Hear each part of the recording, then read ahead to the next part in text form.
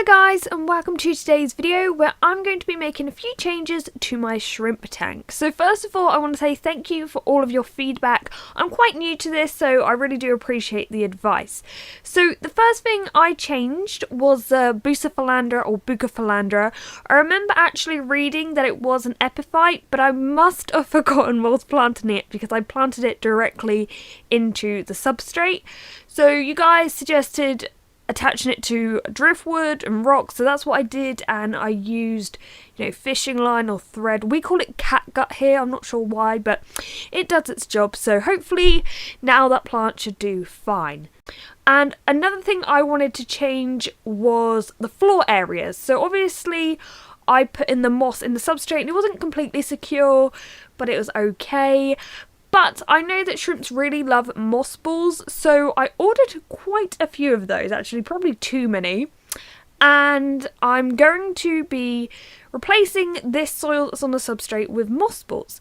Now, the rock I thought looked quite bare here, so what I wanted to do is drain out all the water, not all of it, like maybe 2/3 of it, so I could get to the rock and then stick some clumps of moss on it, because the moss on the driftwood is doing really well. This footage was filmed a week after I planted this tank, and even now if you check up on my Facebook or my Instagram you'll see that the moss is doing surprisingly well. So as you can see, I drained the tank and I attached the moss to the rock, and the stuff I'm using is super glue that is actually safe for the aquarium, so don't worry about that.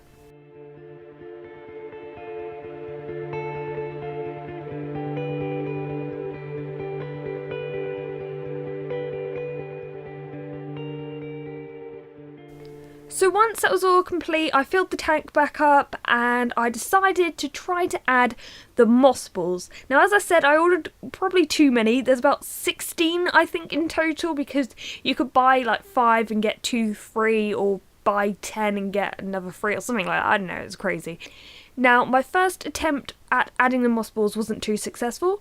Gravity is a great thing, but you must not forget about upthrust. Seriously, everything I put in this tank just floats. So what I did is put the moss balls in some water to soak for a couple of days.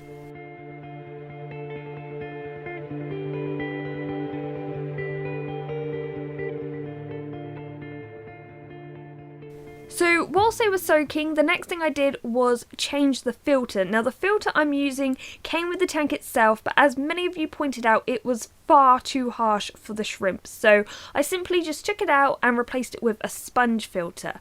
Now I already have an air pump from the Sea Monkey series, so I just attached the sponge filter using some black tubing and attempted to put the filter in the tank.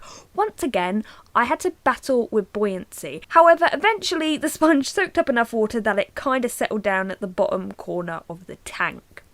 Before any of you ask, there is one of those stopper things in it. I can't think what the name is, but along the tubing, yeah, so none of the water will run back into the air pump thing. Anyway, straight away I noticed a complete difference, and I would definitely recommend this kind of filter to anyone getting into looking after shrimp.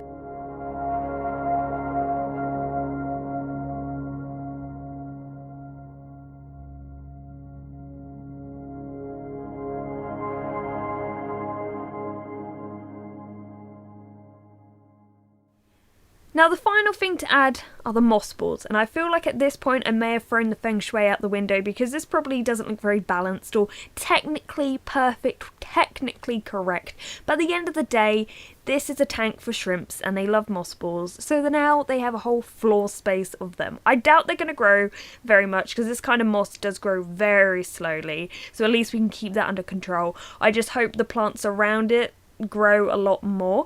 And a quick side note, I have now bought some fertiliser for the tank. Now I don't know if you want me to do a review, like try it for a bit and do a review right at the end after I've been using it for quite a while, or you don't really care, I don't know. The stuff I'm using is Flourish and Flourish XL. But anyway, once again, thank you all for your feedback, it has been very helpful. I hope you've enjoyed this video, and goodbye.